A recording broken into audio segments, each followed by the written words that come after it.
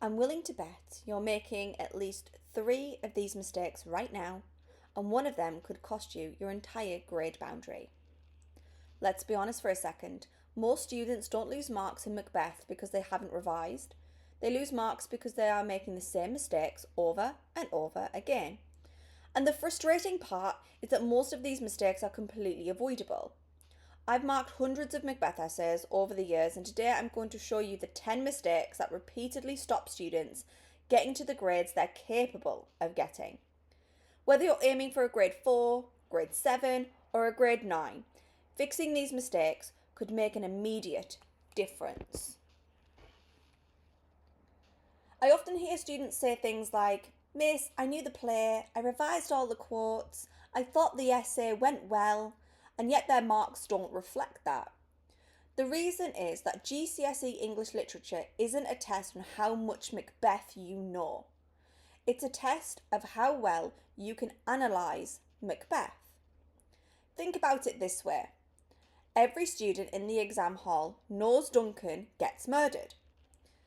The examiner isn't sitting here thinking, "Wow, they remembered the plot." They're looking for students who can explain why Shakespeare made those choices and what ideas he wanted the audience to think about. This is probably the biggest mistake that I see. Students start retelling the plot. Macbeth kills Duncan, then Banquo dies, then Lady Macbeth sleepwalks, then Macbeth gets killed. The problem is that none of that analysis earns many marks. Imagine you went to a football match and afterwards somebody asks what happened and you tell them the score. Or you could have explained the tactics, the mistakes, the turning points, and why the game unfolded the way it did. The second explanation is far more interesting, and that's what your examiners want. Here's a simple trick. Every time you write something about the plot, force yourself to add the words, "this suggests," or "this reveals." That automatically pushes you into analysis. Instead of saying Macbeth feels guilty after killing Duncan, ask, why does Shakespeare want Macbeth to feel guilty? What message is Shakespeare giving us about ambition? What does this teach the audience? The moment you start answering those questions, your marks will reflect that. This is one that surprises many students. Many students that think the best revision strategy is to memorize absolutely everything. 30 quotes, 40 quotes, maybe even 50.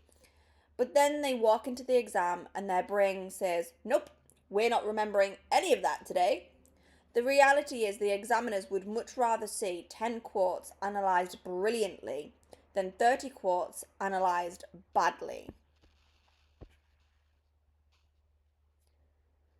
I always compare quotes to tools.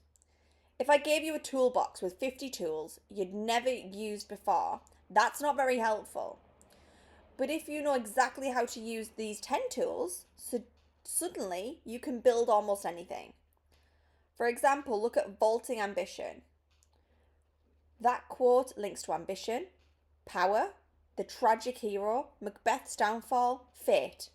One tiny quote can unlock half the play if you understand it deep enough.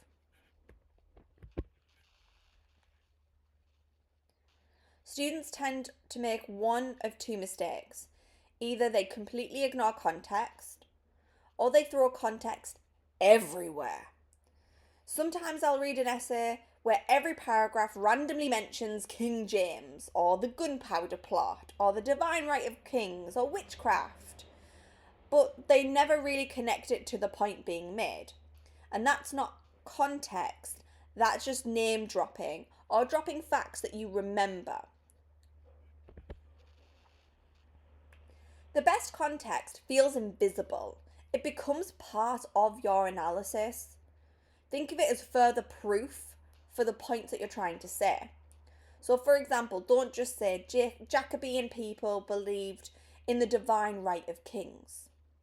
Okay, true. So what? Why does that matter? How does it affect Duncan's murder? What would the audience then think? When you answer these questions, context becomes meaningful instead of just decoration. This is also one of the biggest grade 4 to grade 5 barriers that I often see.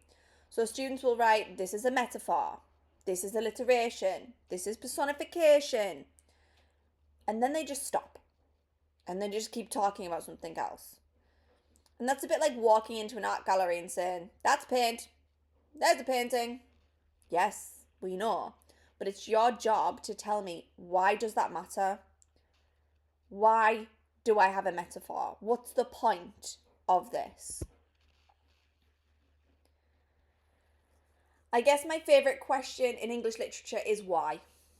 And that should be something you're always thinking about. Why? Why did Shakespeare choose that word? Why a metaphor?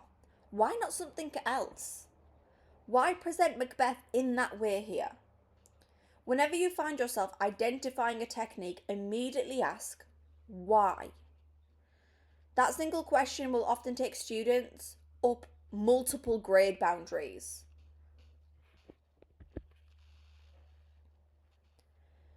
This is where essays start becoming really interesting. If Macbeth was simply evil from page 1, the play would be boring. What makes Macbeth fascinating is that he isn't. He's brave, he's respected, he's admired, he has opportunities to stop. And that's exactly what makes his downfall tragic. The audience watches someone with potential to destroy himself or save himself.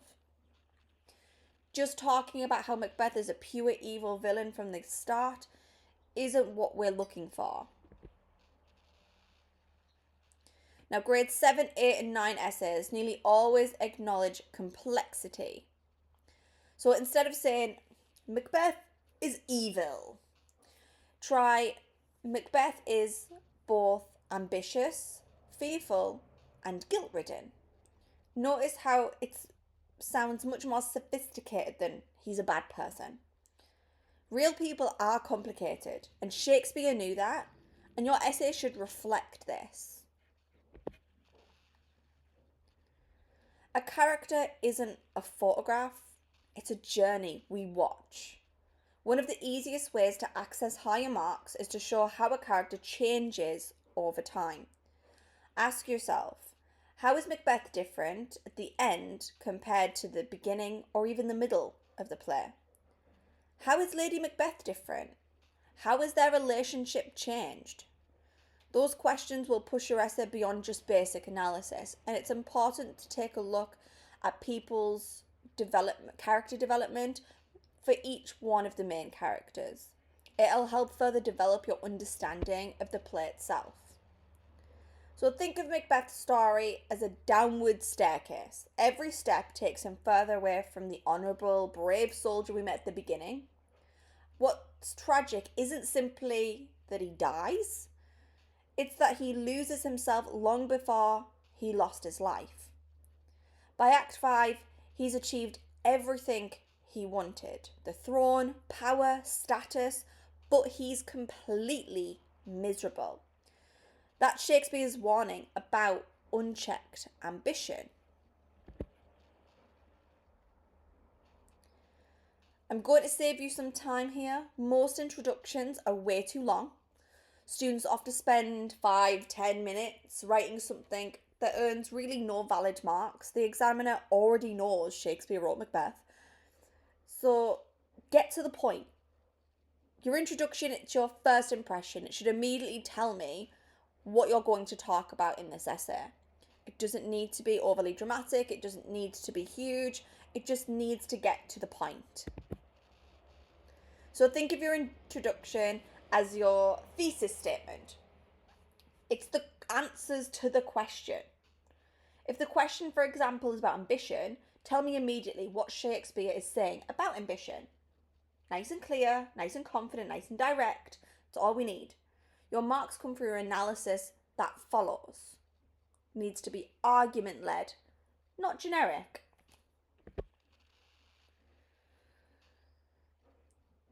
Another big mistake is forgetting the development of Lady Macbeth, because she often gets forgotten throughout the play, unfortunately.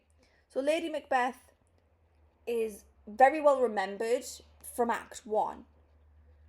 Students remember how powerful she is, she's ruthless, she calls upon spirits and manipulates Macbeth.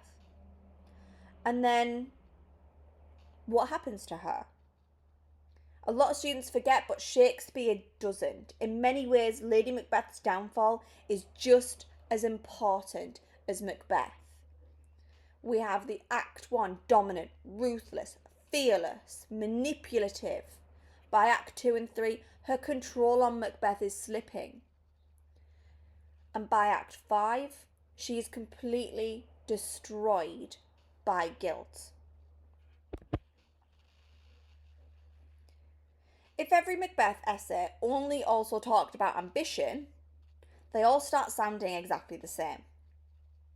The strongest essays will explore connections, such as ambition and power, power and kingship, kingship and morality, morality and religion.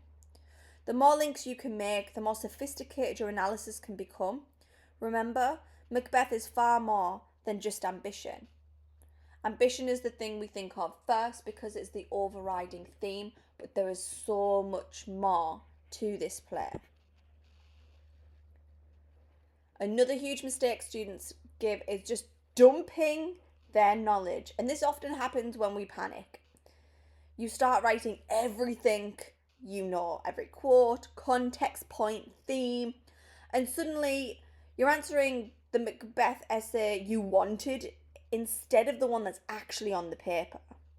The question is your boss. Everything you write must answer this question. If you take one thing away, let it be this. You do not need to know more Macbeth. Most of you already know enough. What separates the highest grade is using that knowledge effectively. Analysis instead of summarizing. Use fewer quotes better. Show character development and answer the question, not the question you want. Do those things consistently and your Macbeth essay will improve dramatically. If this video helped, consider subscribing because I'm creating a full Macbeth revision series covering everything you need about GCSE English Literature. Good luck with your revision, and I'll see you in the next one.